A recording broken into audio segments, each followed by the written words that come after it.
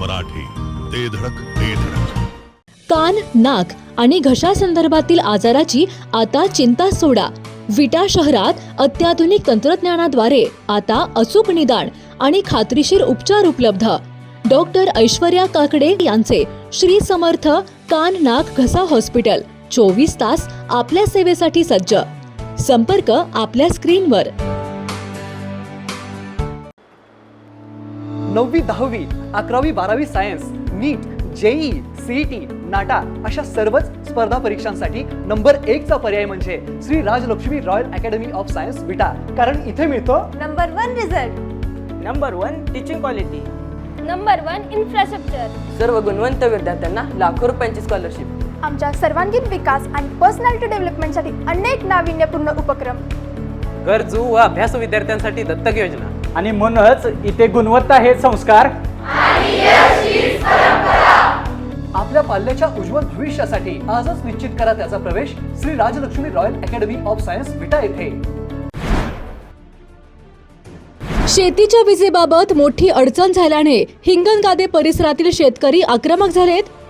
विजेच्या अडथळ्यामुळे शेतीचे नुकसान होऊ लागल्याने शेतकऱ्यांनी संताप व्यक्त केलाय.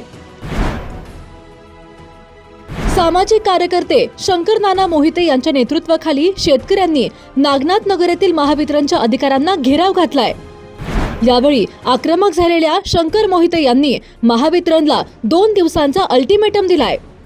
लाईटचा प्रॉब्लेम न सुटल्यास विट्यात अधिकाऱ्यांची गाढवावरून वरात काढण्याचा इशारा शंकर मोहिते यांनी दिलाय. त्यामुळे नागनाथ नगरसह आसपासच्या गावातील शेतकऱ्यांनी शंकर मोहिते यांचे आभार मानलेत. ग्रीन हार्वेस्ट नैसर्गिक पेंडीयुक्त खत, नेचर केअरची युक्ती, रासायनिक खतांपासून मुक्ती. Green harvest. टाळ तर घेऊन येणारच, पण गाढवं घेऊन येणार आणि सगळा अधिकारी गाढवा बसून गाढवानं विट्यातनं फिरवणार आहे. काय करायचं बाबा, करायचं का? ठीक आहे, चला ऐकलाय आवाज तुम्ही. आता ही अधिकाऱ्यांसंग तुम्ही बोला.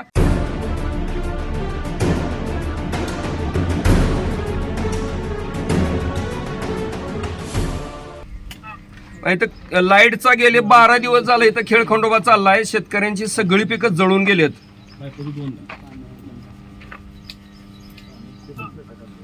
नाही हा म्हणजे काय तुम्ही सांगा ना, त्याचं काय करायचं सांगा की. हा नाही उत्तर द्या आम्हाला की काय प्रॉब्लेम आहे आणि काय होणार आहे.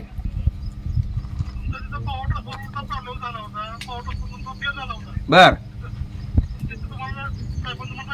ते सगळं झालं, त्याला झाले 10 दिवस, ते 2-3 दिवसात सगळं झालं, पण अजून पण तो प्रॉब्लेम काय बंद झालेला नाही.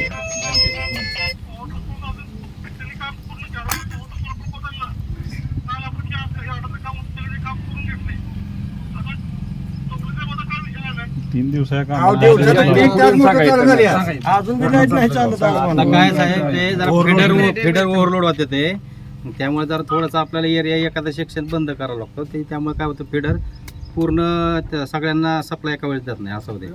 प्रत्येक गावात एका टायमाला करायला लागतं का?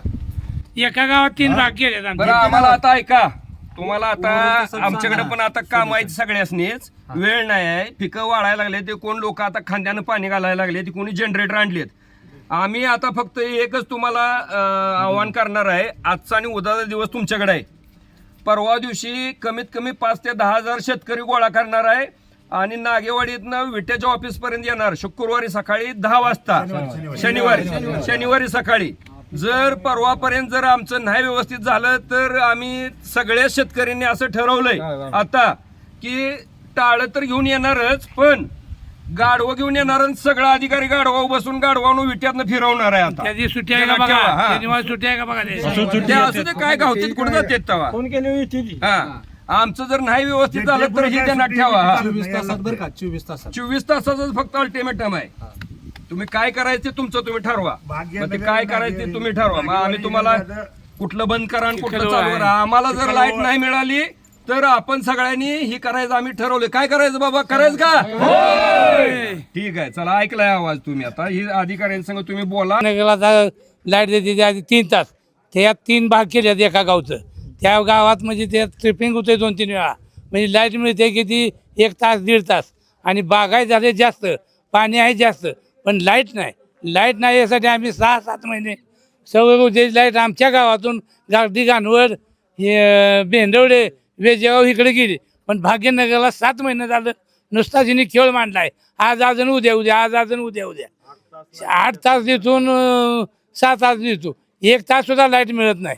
आता आम्ही 8 झाली लागणी केलीत, थोडं पाणी होतं तोपर्यंत तलावाचा बंद आला की लघुपाटमध्ये तलाव बंद करा, पाणी असून तलाव बंद करा म्हणून सांगितलं. हे काय बरोबर नाही म्हणून पुन्हा आम्ही आमदाराशी बातचीत केली, त्यानंतर आमचा तलाव चालू केला, पण लाईट नाही आता. त्यामुळं शेतकरी संतप्त झालेत. आता हे एक तर सगळे शेतकरी असे म्हणतात की हे पेटवून टाकूया, आपली पिकं पेटलीत मग हे ठेवून काय उपयोगाचं आहे. त्यामुळं कोणही कोणाची दखल घेत नाही. शेतकरी हाच आमचा महाराष्ट्र झालेला आहे. त्यामुळं आम्ही एकी केली तर ही वटणी येणार आहेत, अन्यथा हे वटणी येणार नाही. अण्णांची सांगितलं की नाही की सगळ्या साहेबांची गाळवण वरात काढणार का गाळवण वरात काढणार. मी जास्त काय बोलत नाही, का तर इतकं वैतागलो ना. 5 एकर ऊस फोडलेला आहे, 15 दिवस झाले एकर ऊसाला पाणी पाजतोया. तासाला लाईट जाते यांची, 1 तासावर लाईट चालत नाही, 6 तास लाईट चालू ठेवते नुसतं. आणि त्या ते 6 तासातले 1 तास दिवसात लाईट पाजायची, कसं 5 एकर पाणी पाजायचं मला 3 वर्ष झालं आम्ही ती अडचण ऐकतोया. ह्याचनी किती वेळा सांगितले तुमचं काय प्रॉब्लेम आहे तुम्ही एकदाचीच बंद करा आणि एकदाची ती प्रॉब्लेम मिटवा म्हणून. ही रोजच त्यांची नाटकं आहे ती. आज इकडे जळलंय, आज ह्या कानवडला जळलंय, गाडीला जळलंय, भाग्यनगरला जळलंय. ह्याचं किती दिवस ऐकायचं आम्ही ती रोज न माग लाईट नाही. ह्यांच्याकडे विट्याला लाईट भरपूर आहे. हा म्हणजे शेतकऱ्यांना करायचं काय, नक्की करायचं काय. एक तरी पाण्यानं पळायचं का ती आमच्या सगळं शक्तीपीठ रस्ता चाललाय त्यासाठी बोंब लिहायचं का ती शेती करायला. आपलं एक काम करतो आम्ही, शेतीच बंद करू टाकतो करायची. गानवड सायसिंगे 8 तास लाईट आहे साहेब, सगळीकडे 8 तास लाईट आहे. आणि भाग्यनगर, हिंगणगादे, गोडाची वाडी, नागेवाडी, चिखलहोळ यांना 1-2 तास सुद्धा दिवसात लाईट मिळत नाही शेतकऱ्यांना. शेतकऱ्यांनी जगायचं कसं आणि कसं ऊसाचं उत्पन्न काढायचं किंवा पिकाचं उत्पन्न काढायचं. इथल्या कुठल्या भागात लाईट नसते. आता हिंगणगादे, गोडाचीवाडी, भाग्यनगर, नागेवाडी, चिखलहोळ, माऊली 2 तास नाही तर 1.5 तास नाही 3 तास लाईट आहे या 15 दिवसात. शेतकऱ्यांनी करायचं काय. आणि सौर ऊर्जेचा 2 तास जर लाईट चालली ना तर त्यात 1 तास गायब असते. बरं का, सौर ऊर्जेचा काय प्रकल्प झाला करायचं? आज जवळजवळ 7-8 महिने झालं. त्याच्याशी सगळ्या इलेक्ट्रिक साहेबाशी मी स्वतःहून चर्चा केली. त्यांनी फक्त सांगितलं की बाबा हे राहिले ते राहिले, म्हणजे एक टोलवाटोलीची उत्तर देत आलेत. मागल्या महिन्यात रातोरात आम्ही JCP घेऊन त्यांची पाईपलाईन जी होती ती म्हणजे पुरून दिली, केबल वगैरे पुरून दिली. आणि आज सकाळी सुद्धा मी सांगितलं की त्यासनी की बाबा तुम्हाला जर होत नसेल तर तुम्ही खुर्ची सोडा, राजीनामा द्या आणि घरी बसा.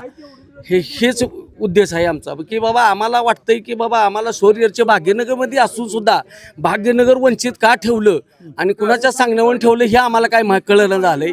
मी स्वतःहून त्यांच्याशी 8 महिने झालं चर्चा करतोय, पण त्यांनी कुठं सुद्धा मला अजून व्यवस्थित उत्तर दिलं. आज मला जे ते विधाते साहेब होतं त्यांनी सांगितलं की मला विधाते साहेबाच्या ठिकाणी नवीन कोण माळी सर आले, त्यांनी सांगितलं की मला सोमवारपर्यंत मी कसल्याही तुम्हाला लाईट देतो म्हणून.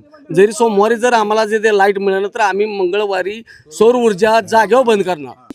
पालकांनो, विट्यातील अत्याधुनिक स्कूलमध्येच आपल्या पाल्याचा प्रवेश निश्चित करा.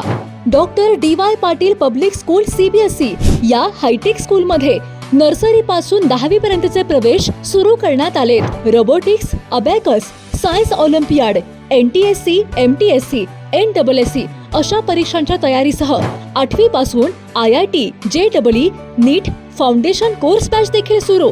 त्वरा करा, आपल्या पाल्याच्या उज्ज्वल भवितव्यासाठी डॉक्टर DY पाटील पब्लिक स्कूलला आजच भेट द्या. जिओ मराठी, ते धडक